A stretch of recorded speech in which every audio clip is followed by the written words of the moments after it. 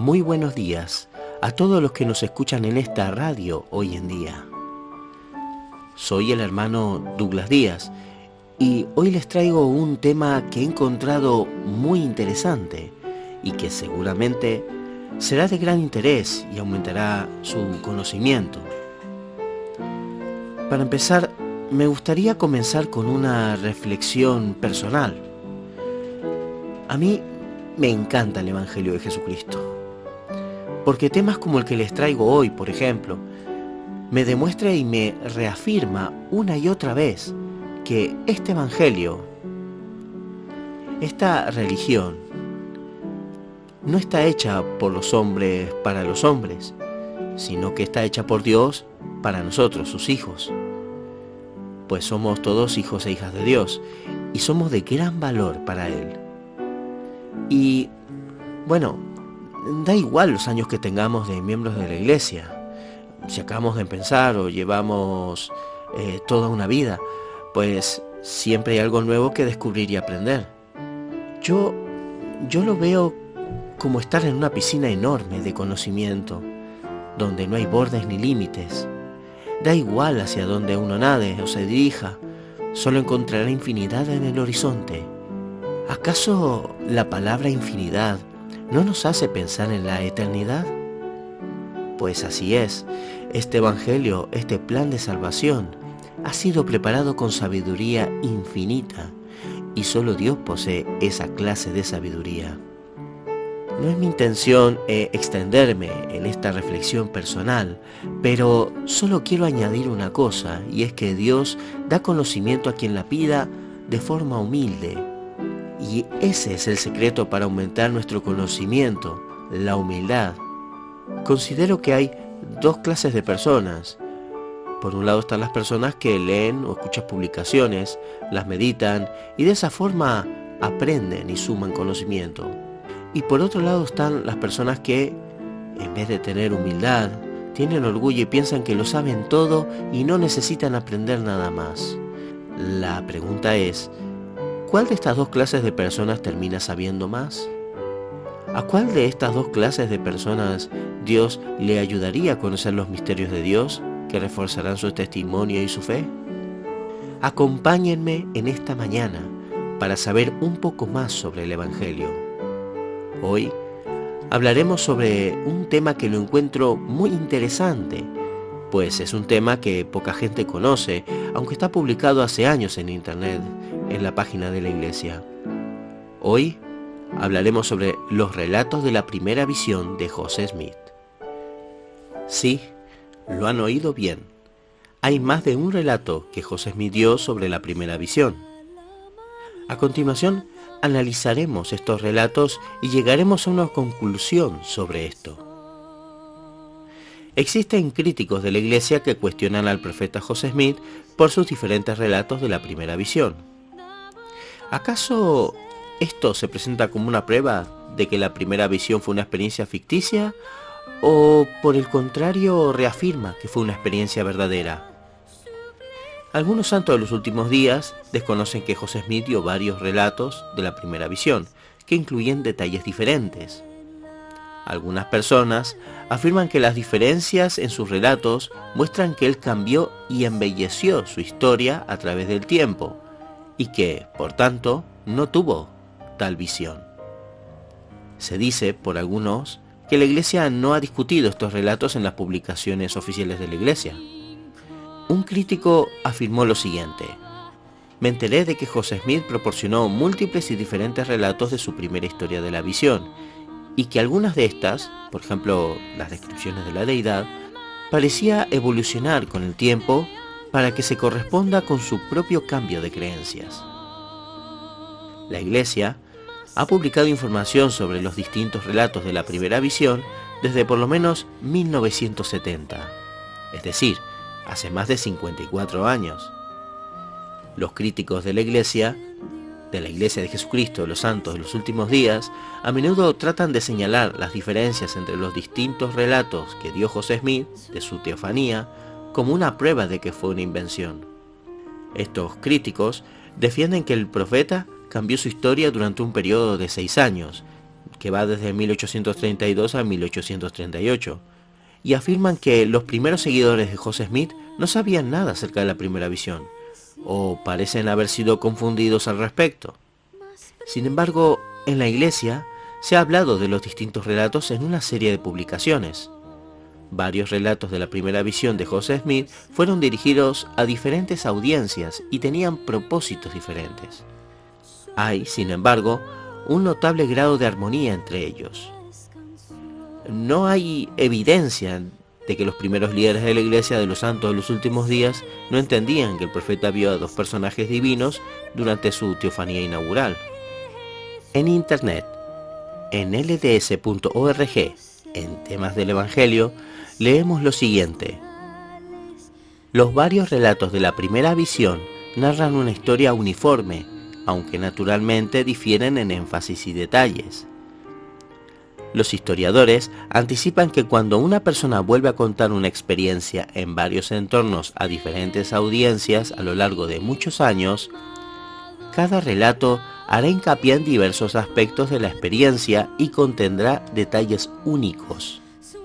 De hecho, existen diferencias similares en los múltiples relatos de las Escrituras. Por ejemplo, en la Biblia, en la visión de Pablo en el camino a Damasco, o en la experiencia de los apóstoles en el monte de la Transfiguración. Son relatos que contienen diferencias en cuanto a detalles, pero que conservan la misma uniformidad. Lo mismo sucede con los relatos de la primera visión. Afortunadamente, tenemos la ventaja que poseemos abundante registro histórico, que nos permite aprender más acerca de este notable acontecimiento. Para empezar, recordemos brevemente lo que fue la primera visión. José Smith escribió que Dios el Padre y Jesucristo se le aparecieron en una arboleda cercana a la casa de sus padres, en la parte occidental del estado de Nueva York, cuando tenía alrededor de 14 años. Recordemos brevemente que José Smith en esa edad estaba preocupado por sus pecados y, sin saber qué camino espiritual seguir, José asistió a reuniones, leyó las Escrituras y oró en busca de guía. Como respuesta a su oración, recibió una manifestación celestial. José compartió y documentó con el nombre de la primera visión, que fue el nombre que llegó a conocerse, este importante acontecimiento. José Smith publicó 2 relatos de la primera visión durante su vida. El primero de ellos, conocido hoy como José Smith Historia, fue registrado en los libros canónicos en la Perla de Gran Precio y, por tanto, se convirtió en el relato más conocido. Los 2 relatos que no se publicaron, registrados en la autobiografía más antigua de José Smith y en un diario personal más adelante, por lo general fueron olvidados hasta que historiadores que trabajaban para la Iglesia de Jesucristo de los Santos de los Últimos Días lo descubrieron y publicaron en la década de 1960. Desde entonces, estos documentos se han analizado en varias ocasiones en las revistas de la Iglesia, en obras impresas por imprentas de la Iglesia o relacionados con la Iglesia y por eruditos santos de los últimos días en otros lugares. Además de los relatos de primera mano, también hay 5 descripciones de la visión de José Smith registradas por sus contemporáneos. Cada recuento de la primera visión de José Smith y sus contemporáneos tiene su propia historia y contexto, lo que influyó en cómo el acontecimiento se recordó, se comunicó y se registró. A continuación se analizan estos relatos. Relato de 1832. El relato más antiguo conocido de la primera visión, el único relato escrito por José Smith de su propia mano, se encuentra en una autobiografía corta e inédita que José Smith produjo en la segunda mitad de 1832. En el relato, José Smith describe que es consciente de sus pecados y su frustración por no poder encontrar una iglesia como aquella sobre la cual había leído en el Nuevo Testamento y que lo llevaría a la redención. Hizo hincapié en la expiación de Jesucristo y la redención personal que ésta ofrecía. Escribió que el Señor se le apareció y le perdonó sus pecados. Como resultado de la visión, José sintió regocijo y amor. Sin embargo, tal como él lo indicó, no pudo encontrar a ninguna persona que creyese su historia. Relato de 1835. En el otoño de 1835, José Smith relató su primera visión a Robert Matthews, un visitante en Kirtland, Ohio. El recuento, grabado en el diario de José por su escriba Warren Parrish, resalta su intento de descubrir qué iglesia era la correcta, la oposición que sintió mientras estaba orando, y la aparición de un personaje divino y de otro poco después. Ese relato también menciona la aparición de ángeles en la visión. Relato de 1838. La narración de la primera visión, que los santos de los últimos días conocen mejor, es la de 1838. Publicado por primera vez en 1842 en el Times and Season, periódico de la iglesia en Nauvoo, Illinois. El relato era parte de una historia más larga, dictada por José Smith entre periodos de intensa oposición. Mientras que el relato de 1832 pone énfasis en la historia más personal de José Smith sobre un joven en busca del perdón, el relato de 1838 se centra en la visión como el comienzo del crecimiento y progreso de la iglesia. Al igual que en el relato de 1835, la pregunta central de la narración es ¿cuál es la iglesia correcta? Relato de 1842. Escrito en respuesta a la petición de John Whitworth, director del Chicago Democrat, para obtener información acerca de los santos de los últimos días, este relato se imprimió en el Times and Season en 1842. Se conoce comúnmente como la Carta de Whitworth. También es la fuente de los artículos de fe.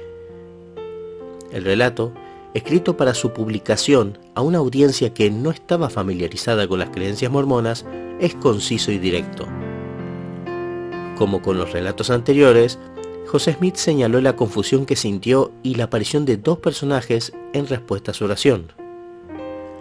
Al año siguiente, José Smith envió este relato con pequeñas modificaciones a un historiador llamado Israel Daniel Rupp, que lo publicó como un capítulo en su libro Hippas Ecclesia. Análisis en cuanto a los relatos de la primera visión de José Smith. La variedad y cantidad de registros de la primera visión han conducido a algunos críticos a preguntarse si las descripciones de José Smith concuerdan con la realidad de su experiencia. Dos argumentos se hacen con frecuencia contra su credibilidad. El primero pone en duda la memoria de José Smith para recordar los acontecimientos. El segundo cuestiona el que haya embellecido los elementos del relato con el paso del tiempo. Empecemos a analizar juntos el primer argumento, la memoria que pone en duda a José Smith para recordar los acontecimientos. Este argumento alega que la evidencia histórica no corrobora la descripción de José Smith en cuanto al renacimiento religioso en Palmira, Nueva York, y sus alrededores, por 1820. Algunas personas sostienen que eso socava la afirmación de José del fervor religioso inusual y el relato de la visión en sí. Las pruebas documentales, sin embargo, apoyan las declaraciones de José Smith con respecto a ese renacimiento. La región donde él vivía llegó a ser famosa por su fervor religioso y fue sin duda uno de los focos del resurgimiento religioso. Los historiadores llaman a la región el Distrito de Fuego, debido a que los predicadores inundaron la tierra llevando a cabo campamentos de renovación y buscando conversos durante los comienzos del siglo XIX. En junio de 1818, por ejemplo, un campamento metodista se llevó a cabo en Palmira, y el verano siguiente, los metodistas se reunieron nuevamente en Viena, ahora Phelps, Nueva York, a 24 kilómetros de la granja de la familia Smith. Los diarios de un predicador metodista itinerante documentan mucho entusiasmo religioso en el área geográfica donde vivía José en 1819 y 1820. Informan que el reverendo George Lane, un ministro evangélico metodista, estuvo en esa región durante esos 2 años, hablando sobre el método de Dios para producir una reforma. Esta evidencia histórica va acorde con la descripción de José, pues él dijo que el inusual entusiasmo religioso en su distrito o región comenzó con los metodistas.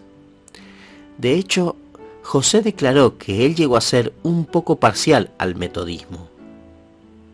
Ahora vamos a analizar juntos el segundo argumento, que se hace con frecuencia en cuanto a los relatos de la primera visión de José Smith, y es que, con el tiempo, él había embellecido su historia. Este argumento se centra en dos detalles: el número y la identidad de los seres celestiales que José Smith declaró haber visto. Conforme avanza el tiempo, los relatos de la primera visión de José describen a los seres celestiales con mayor detalle. El relato de 1832 dice: «El Señor abrió los cielos ante mí y vi al Señor». Su relato de 1838 declara: «Vi a dos personajes, uno de los cuales presentó al otro como mi hijo amado». Como resultado, los críticos han argumentado que José Smith comenzó diciendo que había visto a un solo ser, el Señor, y terminó diciendo que había visto al Padre y al Hijo. Hay otras maneras más coherentes de ver la evidencia. Se debe reconocer una armonía básica de la narración a través del tiempo desde el principio.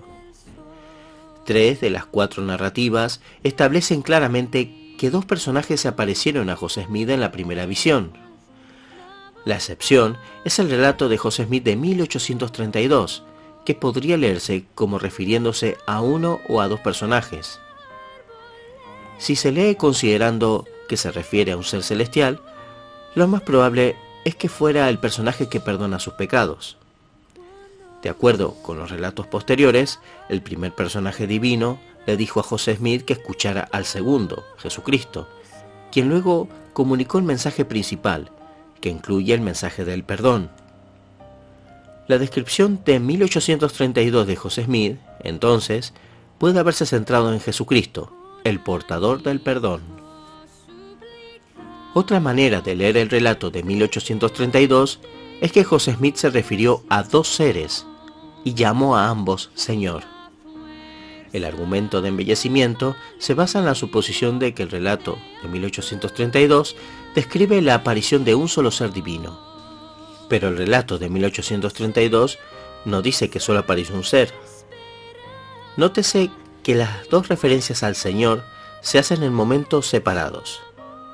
Primero, el Señor abre los cielos. Después José Smith ve al Señor.